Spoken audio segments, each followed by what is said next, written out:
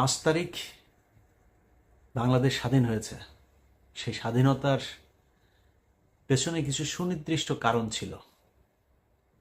জাতি একটা জায়গায় একমত হয়েছিলেন যে কয়েকটা ঘটনা এই জায়গাগুলো ঠিক করতেই হবে। সেটার মধ্যে সবচেয়ে বড় হচ্ছে ভারতকে এই দেশ থেকে বিতাড়িত করতে হবে।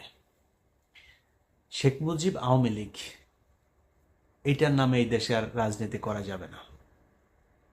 যেই কারণেই 5 তারিখের পরপরই জনগণ যেখানে শেখ মুজিবের ছবি পেয়েছে, আওয়ামী লীগের ছবি পেয়েছে, পোস্টার পেয়েছে, সেগুলো সব ধ্বংস করেছে। তারপরে ঘটনা প্রবাহ আপনারা সবাই জানেন।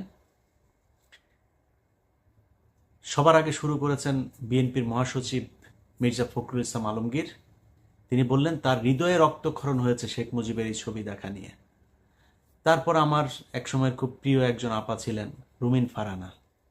এই প্রিয় আপা তিনি বললেন যে ছাত্রলীগকে নিষিদ্ধ করার এই সরকারকে।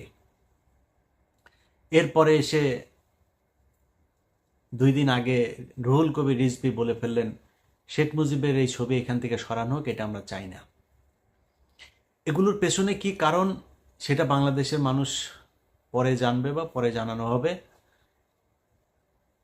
কিন্তু একটা জিনিস মাথায় রাখতে হবে, বিএনপির ডাকে কিন্তু এই দেশের মানুষ রাস্তায় নামে নাই। আসলে এটা মনে রেখে তারপরে কথাবার্তা বলতে হবে। এবং আমরা কিন্তু বিএনপির পয়সায় জীবনের ঝুঁকি নিয়ে পরিবারকে বিপদে ফেলে বিদেশে বসে কথা বলি নাই।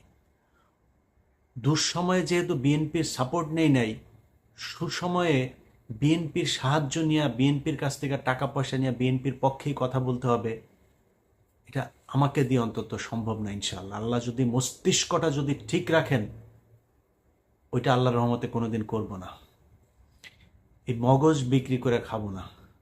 যেটা মনে করি, যেটা চিন্তা করি, ওইটা মৃত্যুর আগ পর্যন্ত ওই জায়গাতেই থাকবো। বাংলাদেশের মানুষ শেষ দিন পর্যন্ত দেখবে ইলিয়াস হুসাইন যেখানে ছিল সেইখানেই থাকবেন। অতএব আপনারা যদি মনে করেন ভারতের পক্ষে থাকবেন, আওয়ামী লীগের পক্ষে থেকে তারপরে আপনারা রাজনীতি করবেন, 2001 থেকে 5 পর্যন্ত আসলে এত বিশাল ভালো কিছু করেন নাই। সরি, আমার একদম এইভাবে বলতে ইচ্ছা করে নাই, কিন্তু বলে ফেললাম। এত ভালো কিছু করেন নাই যে আপনাদের জন্য বাংলাদেশের মানুষ রাস্তায় নামবে। এই যে আপনার দলে এত কোটি কোটি বিএনপি করা মানুষ জীবনের ঝুঁকি নিয়ে এই আন্দোলন করেছে, এই আন্দোলনের ভেতরে জীবন দিয়েছে, অর্ধেকই তো হবে বিএনপির লোকজন, তাই না? জীবন দিয়েছে তারা। না, আপনাদের এই ভারত প্রীতি আর আওয়ামী প্রীতির জন্য জীবন দেয় নাই। আপনারা যদি নাকি জনগণের সামনে স্পষ্ট করতে না পারেন, তাহলে আমরা কনফিউজড হব। আপনাকে স্পষ্ট একটা পক্ষ অবলম্বন করতে হবে। আপনি ভারতের পক্ষে, আওয়ামী লীগের পক্ষে নাকি না, এটা আমাদের জানা খুব জরুরি। এই মুহূর্তে কনফিউজড হয়ে থাকলাম, বাট আমার মনে হয় খুব সহসায় আমরা এটা জেনে যাব। তখন আমরা আমাদের মতামত জানাই দেব। এই দেশের মানুষ, যারা সাধারণ মানুষ আপনাদেরকে ভোট দেয়, রাজনীতি করে না, তারাও না আওয়ামী বিরোধিতা করে, তাই বিএনপির দলে ভোট দেয়। এমনিতে বিএনপি করার কোনো কারণ নেই, অন্য কোনো কারণ টারণ নাই আসলে ওইরকম। তো সেই জায়গাটা যদি নষ্ট করেন না, তাহলে সামনে বিপদ হবে। কয়েকটা জায়গা যদি বলি যে এই যুদ্ধটা কেন হয়েছিল, বিডিআর হত্যাকাণ্ড, সেটার বিচার হইতে হবে। কমিটি গঠন করার কথা বলা হলো, এখন পর্যন্ত কিছুই করা হয়নি। কয়দিন আগে স্বরাষ্ট্র উপদেষ্টা বললেন ওইটা নিয়ে এখনো তারা চিন্তা ভাবনা করছেন, ফাইনাল কিছু হয় নাই। এই জন্য আপনাদেরকে ক্ষমতায় বসায়নি। পরের দিন উচিত ছিল বাংলাদেশে কোথায় কোথায় রয়্যাল এজেন্ট আছে সব কটার এই দেশ থেকে বাইর করা হয় নাই। বিডিআরের নিরীহ সৈনিকরা তারা জেলখানায় আছে, এখন পর্যন্ত বের করে নাই। উচিত ছিল পরের দিন তাদেরকে যেইভাবেই হোক, জেনারেল অ্যামনেস্টি হোক আর যেইভাবে হোক, তাদেরকে করে দেয়া। করা হয় নাই। আলেমদেরকে বের করে দেওয়া দরকার ছিল, করা হয় নাই। এই ছাত্ররা এখন পর্যন্ত হাসপাতালে আহত অবস্থায় আছে, চিকিৎসার টাকা নাই। আপনারা সরকার থেকে কোনো সহযোগিতা করেন নাই এখন পর্যন্ত। গতকালকেও এক পত্রিকাতে নিউজ দেখলাম, যারা নিহত হয়েছে তাদের পরিবারকে এই স্যাবলামো করে 2 লাখ 5 লাখ না, অন্তত 5 কোটি করে টাকা দেওয়া উচিত। তারা এই দেশ স্বাধীন করেছে, দেওয়া হয়নি। বাংলাদেশে গেল 15 বছরে ব্যাপক লুটপাট হয়েছে এই বিদ্যুৎ খাত নিয়ে। সেই জ্বালানি খাতের এখন পর্যন্ত একটা মামলা হয় নাই। আপনি এই, ওর নাম কি, আপনার দরবেশ বাবা সালমান এফ রহমানের বিরুদ্ধে মামলা হচ্ছে নীলক্ষেতে, সে এক ব্যবসায়ীকে পিটিয়ে মেরেছে। আরে ভাই, এই মামলায় তো সে তার কিছু হবে না, কারণ ওই কাজ তো সে করে নাই। সে যেটা করেছে সেইটা দিয়ে 500 বছর তাকে জেলখানে আটকে রাখা সম্ভব, 500 বার তার ফাঁসি হইতে পারে। তার কার সে হত্যা করেছে এই দেশে মানুষ। কাকে করেছে জানেন? এই যে শেয়ার বাজার আছে না, এই শেয়ার বাজারে ক্ষতিগ্রস্ত হয়ে সুইসাইড করেছিল কয়েকজন মানুষ, মনে আছে? তাদের হত্যা মামলা হইতে হবে এর বিরুদ্ধে। যেই পরিবারগুলো শেয়ার মার্কেটে ক্ষতিগ্রস্ত হয়েছে তাদের টাকা ফেরত দিতে হবে।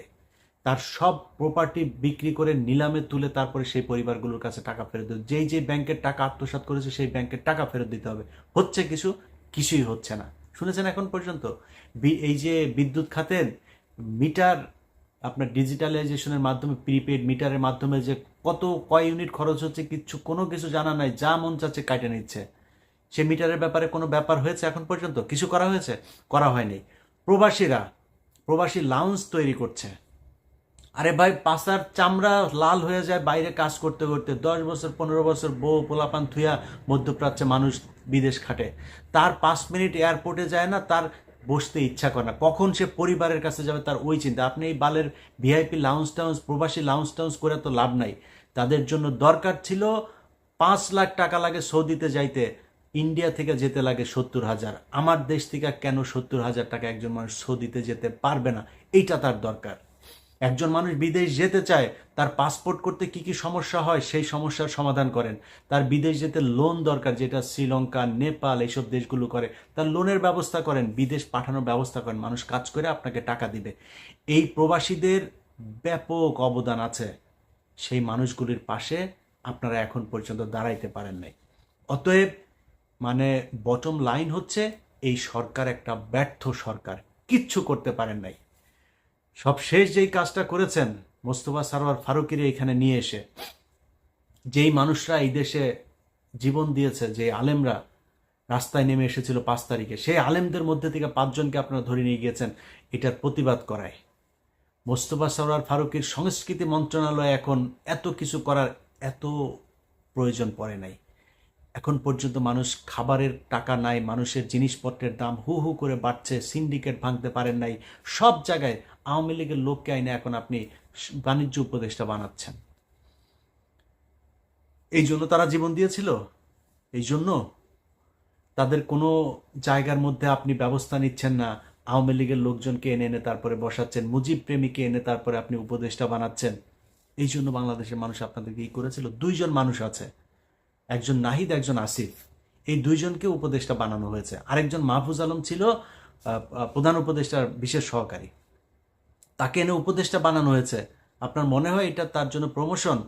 তাকে ওইখান থেকে সরিয়ে দেওয়া হয়েছে যাতে এই আসিফ নজরুল গং, যারা প্রথম আলোর গং, তারা এই ডক্টর মোহাম্মদ ইউনূসের কান ভারী করতে পারে। কারণ ইউনূস তো যেটা সত্য কথা, সে তো বাংলাদেশের কোনো কিছু চিনে না, বাংলাদেশের মানুষকে সে ঠিকমতো চিনেও না, সারা জীবন ছিল বাইরে বাইরে। সো তাকে কেন রাখা হয়েছে? যেহেতু উনি সবার কাছে সমাদৃত, আন্তর্জাতিকভাবে আমাদের এখন টাকার ক্রাইসিসে আছে, রিজার্ভ ক্রাইসিসে আছে, তাকে দিয়ে আমরা বিদেশের সাথে লবিংগুলো করতে পারি, এই জন্য তাকে বসানো, সবাই মেনেও নিয়েছে। কিন্তু তাকে দিয়ে এখন যে এই যে প্রথম আলো সহ বিভিন্ন জায়গার এই যে যারা প্রোডাক্ট, এই প্রোডাক্টগুলোকে বসানো হচ্ছে। আপনি দেখেন ডেইলি স্টারের এই যে সাবেক ডেইলি স্টারের প্রোডাক্ট আকবর হোসেন বিবিসির, তাকে বানানো হয়েছে লন্ডনের প্রেস মিনিস্টার। ওয়াশিংটনের বানানো হয়েছে গোলাম মর্তুজা। এই গোলাম মর্তুজার কথা ভুলে গিয়েছি আমরা। 2018 সালে নির্বাচন পর্যন্ত সে যেইভাবে ন্যাকেডভাবে ন্যাংটা হইয়া তারপরে আওয়ামী লীগের পক্ষপাতিত্ব করেছিল, 18 নির্বাচনের পরে সে চুপ, তাকে সুশীল বানায় এনে বসানো হইলো কোথায়? ডেইলি স্টারে। সে আওয়ামী লীগের বিরুদ্ধে কথা বলে, এগুলো আমরা বুঝি না? এগুলো রয়ের প্ল্যান বি এর অংশ। তাদেরকে এখন এই জায়গায় নিয়ে বসানো হচ্ছে। অতএব যারা যারা মনে করছেন যে বাংলাদেশ স্বাধীন হয়ে গিয়েছে এবং এদেরকে দিয়ে ভালো কিছু সম্ভব, আমি আপনাদেরকে গ্যারান্টি দিয়ে বলে রাখলাম যে এই যারা উপদেষ্টা হয়েছে তাদের ব্যাপারে আপনাদেরকে ব্যবস্থা নিতে হবে। তাদের বিরুদ্ধে যদি প্রয়োজন হয় তাহলে মাঠে নামতে হবে, মাঠে নেমে তাদের ব্যাপারে, তাদের বিরুদ্ধে আবার ফের যুদ্ধের ডাক দিতে হবে। আমি মনে করি যারা ছাত্র আছে, ছাত্রদের থেকে আরও বেশি প্রতিনিধি উপদেষ্টা পরিষদে যেতে হবে, যারা জীবন দিয়েছে, যারা ওই সময়, আমরা এখন শুধু 2 জন উপদেষ্টাকে বাইরে দেখছি, বাকি উপদেষ্টারা নাই। তারা তো জীবন দিতে এসেছিল, তারা কোথায়? তাদেরকে এনে উপদেষ্টা বানাতে হবে। ডক্টর কনক সারোয়ার পিনাকি ভট্টাচার্য, তাদেরকে উপদেষ্টা বানাইতে হবে। মানে আমার নামটা আমি বললাম না, কারণ হয়েছে যে আপনারা আবার মনে করেন না যে আমি আমারটা মানে আমি হইতে চাই এই জন্য আমারটা আবার আরেকজন বলবে, এই জন্য না, আমারটা বলে রাখি। এটা হচ্ছে আমি আপাতত দেশে যাচ্ছি না, এই কারণে আমার কোনো উপদেষ্টা হওয়ার যোগ্যতাও যদিও আমার নাই, বা কোনো পদে দিতে চাইলেও আমি সরকারের কোনো পদে যাব না, এই সরকারের কোনো সুযোগ সুবিধা আমি নিব না। সো আমি যাচ্ছি না আর কি। যে কারণে আমার মনে হয় এই মুহূর্তে একজন মানুষ আছে, আসিফ মাহতাব থেকে শুরু করে এই ডক্টর কনক সারোয়ার, পিনাকি ভট্টাচার্য সহ যারা ওই সংগ্রামে সরাসরি সরকারের বিরোধিতা করেছে, যারা জীবন বাজি রেখেছে, নিজেকে বিপদে ফেলেছে, তাদেরকে উপদেষ্টা পরিষদে আনতে হবে। আর এই বুইরা খাটাসের বাচ্চাগুলো যেগুলো আছে এখন উপদেষ্টা, এদের মধ্যে কেউ কেউ যদি জ্ঞানী থাকে বা আমলা টামলা তো কিছু লাগবে, ওদেরকে পরামর্শক হিসাবে রাখা যাইতে পারে। এর বাইরে জায়গা ছেড়ে দিতে হবে যুবকদের সামনে, কারণ এই যুবকরা তারা এই দেশ স্বাধীন করেছে। আপনার যদি কোনো কিছু পরামর্শ দেওয়ার থাকা, আপনি অ্যাডভাইজার হিসাবে থাকেন, ওই উপদেষ্টার অ্যাডভাইজার, আপনি সরাসরি উপদেষ্টা হইতে পারবেন। কারণ এই বুড়ার বাচ্চাগুলো একটা আজ পর্যন্ত কোনো দিন এই 15 বছরের শাসন আমলে একটা হাঁচি দেয়নি। একমাত্র ডক্টর মোহাম্মদ ইউনূস, তার বিরুদ্ধে তাও শেখ হাসিনা মামলা করেছিল, তাই তার সাথে ব্যক্তিগত বিরোধ ছিল, এছাড়াও শেখ হাসিনার সাথে তার কোনো সমস্যা ছিল না। বাকিগুলো যেগুলো আছে তাদের সাথে কোনো সমস্যাই ছিল না, বরং বেশিরভাগই এই শেখ হাসিনার কথা শুনে তারপরে তারা কাজ করেছে। অতএব তারা উপদেষ্টা হবে কিসের জন্য? উপদেষ্টা যারা জীবন দিতে চেয়েছে তারা হবে, যারা স্বাধীন করেছে তারা হবে। অতএব একদম আমাদের বক্তব্য স্পষ্ট, এই জায়গা যতক্ষণ পর্যন্ত ঠিক না করা হবে ততক্ষণ পর্যন্ত যুদ্ধ চলতে থাকবে। এবং গত এই 2-3 দিনের যে অবস্থা, তাতে প্রকাশ্যে বলে রাখলাম, আমরা এখন থেকে আবারও বিপ্লবী। এই সরকারের কোনো কাজে কোনো ধরনের সহযোগিতা আমরা আর করতে চাই না। আমরা সব কিছুতে তাদের বিরোধিতা করতে চাই, যতক্ষণ পর্যন্ত না এই উপদেষ্টা ফারুকী, বশির সহ যারা আওয়ামী লেসপেন্সার যারা আছে তাদেরকে বাদ দিতে হবে, এবং ছাত্রদেরকে ডক্টর কনক সারোয়ার, পিনাকি সহ ছাত্রদের থেকে কয়েকজন প্রতিনিধিকে সেখানে নিতে হবে, এবং মাহফুজ আলমকে আবার ফের প্রধানমন্ত্রী বিশেষ সহকারী হিসেবেই নিতে হবে, এবং নাহিদ এবং আসিফ তাদেরকে আরও ক্ষমতা দিতে হবে, তারা যেন সংখ্যা লঘু হয়ে না থাকে।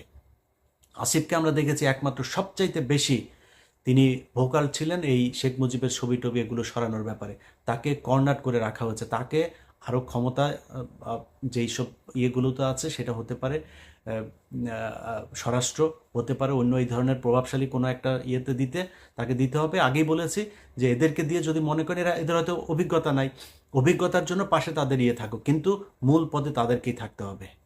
এটা আমাদের বক্তব্য। এবং আমি হাসনাত এবং ঝার্জিস তারা যে আন্দোলনের ডাক দিয়েছে, আবারও সেই আন্দোলনের সাথে একাত্মতা ঘোষণা করছি, এবং বাংলাদেশের মানুষের কাছে আমাদের অনুরোধ থাকবে, তারা যখন যেটার ব্যাপারে আপনাদেরকে বলবে, আপনারা বাংলাদেশের জনগণ তাদের পাশে থাকবেন, কারণ আপনাদের সরকার এটা না। এরা আবারও ভারতের সেই কুচক্রী মহলকে এই উপদেষ্টা মণ্ডলীতে ঢুকিয়ে, তারপরে আপনি ফারুকের অবস্থাটা শুধু দেখেন।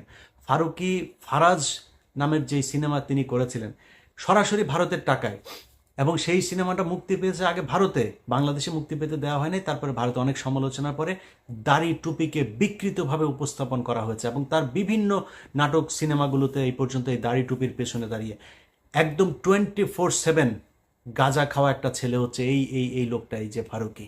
বিশ্বাস না করলে এটা জিজ্ঞেস করেন যারা যদি মিডিয়াতে পরিচিত, 24/7 গাজার উপরে থাকে, এবং বিকৃত যৌনাচার এই ব্যক্তি, সরাসরি লেসবিয়ান, তারপরে গে, এগুলোকে প্রমোট করেন, এবং তার বিভিন্ন নাটক সিনেমাতেও এগুলো তিনি প্রমোট করে থাকেন। পরকীয়া থেকে শুরু করে যত ধরনের অসামাজিক কার্যকলাপ, বিকৃত রুচি, বিকৃত কথাবার্তা, বিকৃত গালি এই নাটকের মধ্যে প্রমোট করা ব্যক্তি হচ্ছে এই ব্যক্তি। তাকে এনে উপদেষ্টা পরিষদে বসানো হয়েছে। সো এই সব কিছুই হচ্ছে বাংলাদেশের বিরুদ্ধে, বাংলাদেশের ইসলামের বিরুদ্ধে এবং ভারতের পক্ষে। তবে আপনাদেরকে এই যুদ্ধে, যেটা আগেও আমরা জানি যে স্বাধীনতা অর্জনের চেয়ে রক্ষা করা কঠিন, আমার মনে হয় রক্ষা করার সেই কঠিন যুদ্ধটাতে আপনাদেরকে প্রস্তুত থাকতে হবে। আল্লাহ হাফেজ।